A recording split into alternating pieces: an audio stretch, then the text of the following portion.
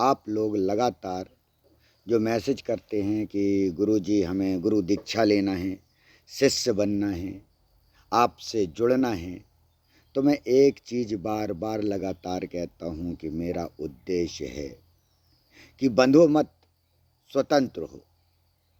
फिर भी यदि तुम्हें अत्यधिक इच्छा होती है कि जुड़ना है, तो मेरे से जुड़ने का अर्थ है कि उस लीनता में जाना, उस ध्यान में जाना। बाहर की दुनिया से मेरे से कुछ नहीं पा पाओगे जुड़ने का अर्थ। मैं बाहर की दुनिया का तो दो ही चीज़ आपको बता रहा हूँ, एक ध्यान और दूसरा सम्मोहन।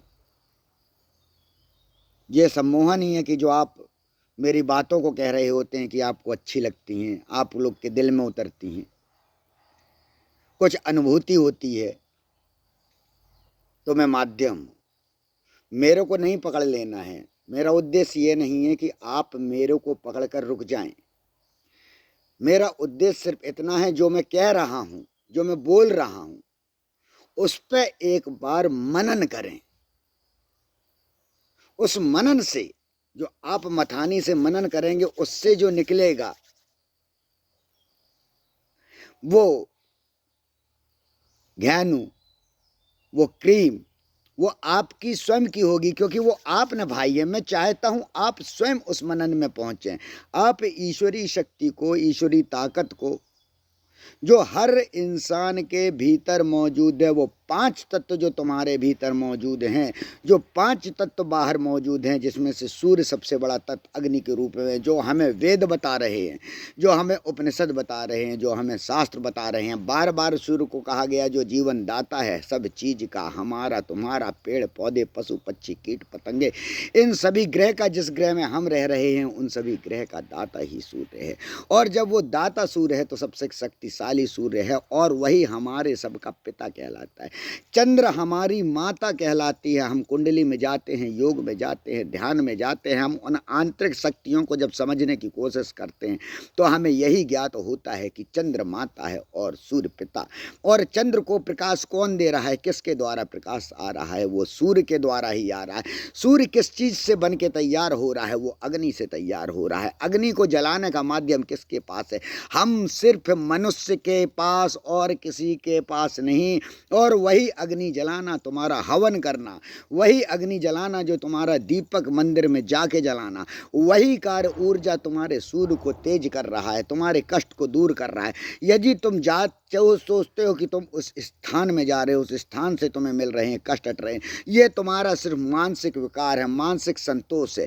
तुम सोच रहे हो कि जो व्यक्ति, जो इंसान स्वयं को भगवान या भगवान का बीच का मीडिएटर या जो भी अन्य समझता है, उस व्यक्ति को यह आवश्यकता नहीं है कि किसी को जगाने के लिए पैदल यात्रा करनी पड़े। यदि मैं कोई यात्राएं करता हूं, तो मेरे यात्रा का उद्देश्य यह होना चाहिए कि मैं उस जगह पर ठहर कर उस जगह के व्यक्ति को जगा सकूं, उसे सनातन शक्तियों से मिलवा सकूं, वो सब चीज़ जान जाए, भूत प्रेत तंत्र मंत्र यंत्र जितने भी शक्ति हैं उन सब का वो सामना कर सके। तभी वो वास्तविक सनातनी है। वो वही वास्तविक सनातनी है जिसके आगे आडंबर एक मिनट भी ठहर नहीं सके। ये वही सनातन है जिसमें रामायण है, जिसमें महाभारत है। तुम उसे समझो, तुम उनके पात्रों को समझो। तुम भी उसके एक पात्र बन रहे हो, लेकिन तुम कौन से पात्र बन रहे हो? अपने आप को देखो। तुम महाभारत के भी पात्र हो, पर तुम कौन से पात्र बन रहे हो? तुम किसी के जाल में तो नहीं फंस रहे हो। बस तुम्हें यही करना है, और मेरा उद्देश्य है कि तुम्हें उस जाल से स्वतंत्र करना। तुम आज़ाद पक्षी हो, तुम मनुष्य हो, तुम्हारे पास स्वतंत्रता का अधिकार है। ईश्वर कभी नहीं पसंद करता कि कोई गुलाम उसके नज़दीक आए, कोई गुलाम गुलामी से अपने आप को सोचे, अपने आप को देखे। तुम्हें मस्तिष्क ईश्वर ने इसीलिए इतनी ऊर्जावान प्रदान किया है, तुम उस ईश्वर को समझ सको। तुम्हारा राम होना चाहिए, तुम्हारा कृष्ण होना चाहिए, तुम्हारा ब्रह्म होना चाहिए, तुम्हारा विष्णु होना चाहिए, तुम्हारा हनुमान होना चाहिए। दूसरे का बताया हुआ नहीं, मेरा बताया भगवान वो मेरा है, तुम्हारे अंदर उपजा हुआ भगवान तुम्हारा है। मैं वही उपजाना चाहता हूँ जो नेत्रों के द्वारा तुम्हारे भीतर जा रहा है, जो कान के से सुनकर तुम्हारे भीतर जा रहा है। जो तुम चिल्ला चिल्ला के जाप कर रहे हो, ये इंद्रियाओं का कार्य है। ये इंद्रियाओं से तुम बंधे हुए हो, इसलिए तुम कर रहे हो। क्या तुम समझते हो ईश्वर की भक्ति इतनी आसान है? नहीं, ये कलयुग है। इस कलयुग में तुम इसी प्रकार से फंसे रहोगे। कलयुगी लोग फंसाते रहेंगे, क्योंकि उद्देश्य धन धन धन। ये माया बहुत चंचल है। सरस्वती, लक्ष्मी, जितने भी हमारे 33 करोड़ देवी देवताओं बनाए गए हैं, वो समझिए वो क्या हैं? सभी देवी देवता वो ऊर्जाएं हैं। लक्ष्मी धन ऊर्जा है, सरस्वती धन ऊर्जा है, हनुमान वायु ऊर्जा है। तुम उस पिक्चर के सीन को समझने लगे, उस पिक्चर की भांति स्वयं को भी तुम उसका कार्यक्रम बना के तुमने उसको अपने आप को एक पात्र बना दिया। अरे तुम रामायण से सीखो, राम से सीखो। तुम्हें ईश्वर के दर्शन करना है, तुम्हें अगर करना है तो वो आत्मा से होते हैं। आत्मा से तुम्हें माँ बाप के पास अगर तुम ईश्वर के दर्शन नहीं कर सकते हो तो ध्यान रखना, तुम कहीं पे भी नहीं दर्शन कर सकते हो, तुम कहीं उसे प्राप्त नहीं कर सकते हो। अगर तुम सोचते हो कि मैं इस स्थान पर नहीं कर सकता, तुम सभी स्थान पे ईश्वर की प्राप्ति कर सकते हो। आवश्यकता है तो सिर्फ तुम्हारे मेहनत और लगन की। मेहनत लगन से जिस प्रकार से तुम अपनी धारणा की धार को तेज करोगे, उसी समय तुम्हारी समाधि स्थिति, जिसका अर्थ ही है समाधि का अर्थ है ज्ञान। जो ज्ञान तुम्हारे भीतर से उत्पन्न होता है इन बाहर की इंद्रियों के द्वारा, तो सिर्फ हमारे मन में एक चश्मा लगता है। जो चश्मा लग जाता है, बस हम उसी प्रकार क्रिया करने लगते हैं। जो हमने सुना होता है ऐसा करने से ऐसा होता है, लेकिन जब हम उस क्रिया को करते हैं और हमें फ़ायदा नहीं मिलता, कुछ लोग आडंबरी लोगों का नाम कमाने के लिए वो कहेंगे नहीं हम एक बार गए हमारा ऐसा हो गया। कोई कहेगा पुत्र हो गया। अरे आप साक्षात जरा विचार करिए, क्या पुत्र पैदा करना, इंसान को पैदा करना, क्या एक इंसान के इन बाबाओं टावाओं के हाथ में है कि वो आपको पुत्र पैदा करा दे, पुत्री पैदा करा दे? माध्यम बनाया जा सकता है।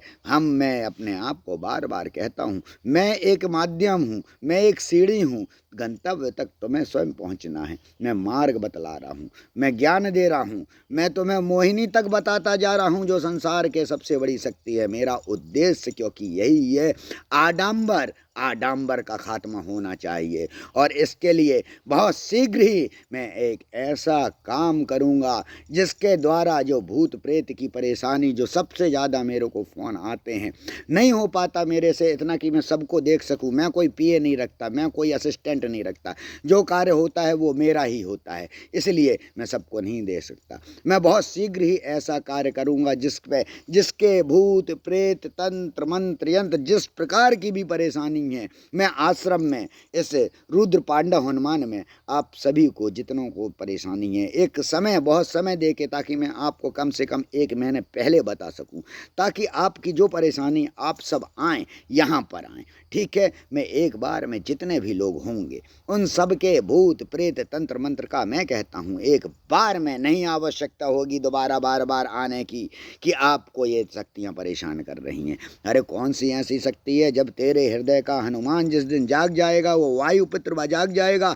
ये वो वायु ताकतवर है। जानते हो, आत्मा को कैद करने की अगर शक्ति है किसी में तो सिर्फ वायु में। इसीलिए हनुमान को सबसे शक्तिशाली कहा गया है। जब तुम सांस को खींचकर उसे अपने अंदर रोक लेते हो और सांस के साथ आत्मा का बाहर नहीं आना होता है, तब तुम्हारा आत्मज्ञान पैदा होता है। आत्मा के द्वारा आत्मज्ञान पैदा होता है। उसके लिए तुम्हें हठ योगी बनना पड़ेगा, सांस को रोकना पड़ेगा। उस वायु को जो पिनाकिल गायन में हमारे तीसरे नेत्र में टकराती है, उसे टकराना होगा, तब वो चीज़ उत्पन्न होगी। ये खेल नहीं है, इसे खिलाड़ी की तरह मत करो। जैसे खिलाड़ी की तरह खेल रहे हो, सनातन को शक्तियों को जागृत होना पड़ेगा। पुनः ये वही हिंदुस्तान बनेगा, ये पुनः वही भारत बनेगा जहाँ पे ऋषि मुनि थे। जरूरी नहीं कि ये वेशभूषा वो होगी, वो ऊर्जाएं वही होगी, क्योंकि वेशभूषाओं के पीछे क्या हो रहा है, ये कलयुग है। बहुत कुछ जाने क्या क्या हो रहा है। कोई जेल में बंद हो रहा है, कोई जेल से बाहर आकर राजनीति कर रहा है। ये सनातन का सत्यानाश हो रहा है।